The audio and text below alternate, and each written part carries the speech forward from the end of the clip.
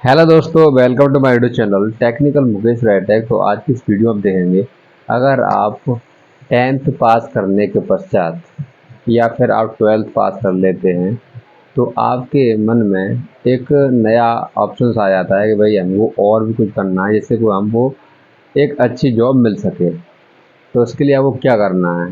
तो अगर आपने मैथ से हाई स्कूल किया हुआ है और इंटर भी किया हुआ है मैथ से, तो आपके लिए एक एक मिल जाता है, जैसे कि पॉलिटेक्निक। जैसे जी कप का एंट्रेंस एग्ज़ाम होता है, उसके थ्रू आप पॉलिटेक्निक कॉलेज में एडमिशन ले सकते हैं और अपनी स्टडी को कंटिन्यू कर सकते हैं। तो समझ में आ गया होगा आपके। तो अगर आप जी कप मतलब कि जो जॉइंट एंट्रेंस होता है एक पॉलिटेक्निक कॉलेज पाने के लिए, उसमें उसमें क्या क्या सिलेबस रहता है, हम इस वीडियो को कवर करने वाले हैं। तो वीडियो के लास्ट तक बने रहे। अगर आप चैनल पर नए हैं, चैनल को सब्सक्राइब कर लें। तो कौन कौन से सब्जेक्ट्स रहते हैं और क्या क्या उसमें आता है, क्योंकि हम बात करने वाले जी का एंट्रेंस के बारे में। तो मेन टॉपिक रहता है इसमें कौन कौन से, जैसे कि मैथमेटिक्स, फिजिक्स और केमिस्ट्री। यानी कि इसमें 3 सब्जेक्ट होते हैं जिसमें आपको जो भी क्वेश्चंस होते हैं वो इसी के थ्रू आते हैं।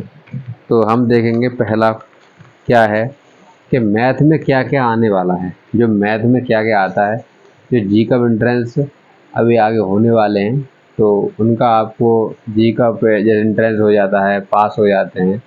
तो उसके बाद आपको क्या चीज़ एक जैसे कि पास हो जाते हैं तो आपको एक अच्छा सा अच्छा कॉलेज मिल जाता है और उसमें फ़ीस कम लगती है। अगर आप वो किसी ऐसे ही कॉलेज से करते हैं, प्राइवेट कॉलेज, तो उसमें फ़ीस आपको 25 से 1 लाख रुपए तक देनी पड़ सकती है। तो इसलिए ये चीज़ इंटरेस्ट आप क्लियर कर लेते हैं तो आपको 18 या 20 हज़ार में आपको ये कंप्लीट हो जाता है। तो देखिए मैथमेटिक्स में क्या क्या आता है। तो मैथमेटिक्स में आता है जैसे चक्रवृद्धि ब्याज है, काम तथा समय है, हिंदी में बता रहा हूँ, ठीक है, टाइम एंड वर्क बोलते हैं, चाल तथा समय है, परसेंटेज आती है, बैंक जमा पूंजी आती है, और सांख्यिकी सांख्यिकी सब्जेक्ट होता है उसमें से। जैसे अगर आप 10th से कर रहे हैं तो 10th में ये चीज़ मिलेगी। अगर आप 12th डाल दिया है, लेकिन भरा तो ये जाता है हाई स्कूल से, तो अगर आपने 12th डाला है तब भी आप दे सकते, कोई दिक्कत नहीं है।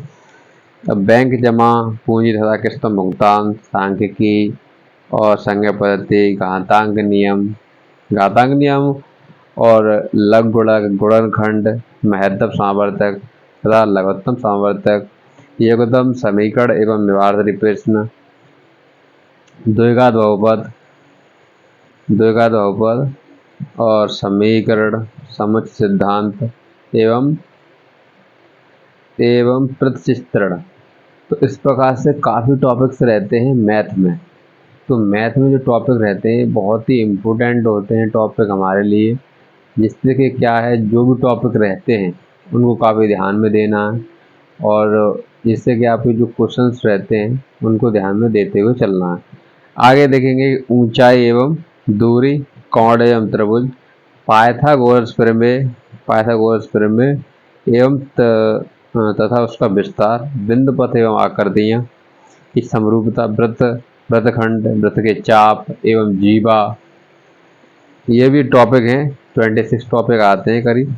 और घन घनाभ, लंब, प्रिज्म एवं लंब वृत्ति बेलन, लंब पिरामिड, लंब वृत्ति संकुल एवं गोला, कारती तल आता है, सॉरी, सरल रेखा, अभ्यासात, विविध प्रश्न। देखिएगा, ये तो मैथ के रहे, ठीक है। मैथ के टॉपिक रहते हैं, ये जो चीज़ें हैं कि आपके जो भी मैथ के टॉपिक रहते हैं वो सब हाई स्कूल से आते हैं। यानी कि आपने 10th पास किया होगा, 10th में जो मैथ होता है उसी सब रिलेटेड क्वेश्चन उसी से रहते हैं। हद से ज़्यादा उसी से क्वेश्चन रहते हैं, 2-4 क्वेश्चन इधर उधर से आ जाए कोई दिक्कत नहीं है। अब आता है फिजिक्स।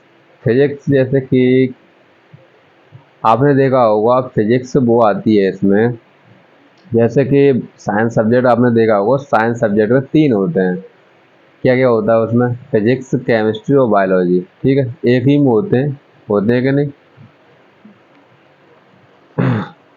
तो इसमें देखेंगे जैसे कि फिजिक्स में क्या क्या रहता है, मापन और शुद्ध गतिकी, यांत्रिकी, गुरुत्वाकर्षण, द्रव स्थितिकी, कंपन तरंगें तथा ध्वनि, ऊष्मा, प्रकाश, ये चीज़ें काफ़ी रहती हैं, ठीक है।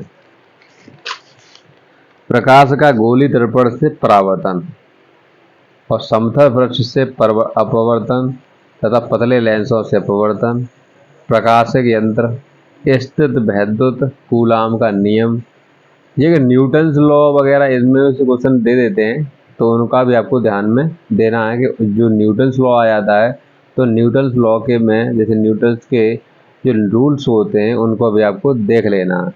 अब देखेंगे स्थिर वैद्युत कूलाम का नियम, वैद्युत धारा तथा सरल परिपथ, सौर ऊर्जा के स्रोत के रूप में विज्ञान, शिल्प विज्ञान और मानव विविध, ठीक है। तो इस प्रकार से काफ़ी टॉपिक रहते हैं, तो इनको आपको काफ़ी ध्यान में रखना होगा।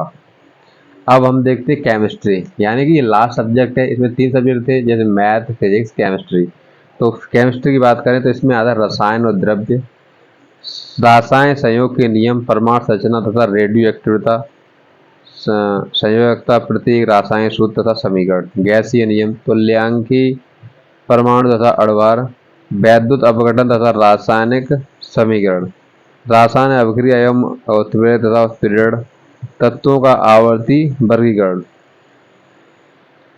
हाइड्रोजन हाइड्रोजन ऑक्सीजन तथा जल अमोनिया तथा chlorine, sulphur dioxide, hydrogen sulphide तथा हाइड्रोजन क्लोराइड।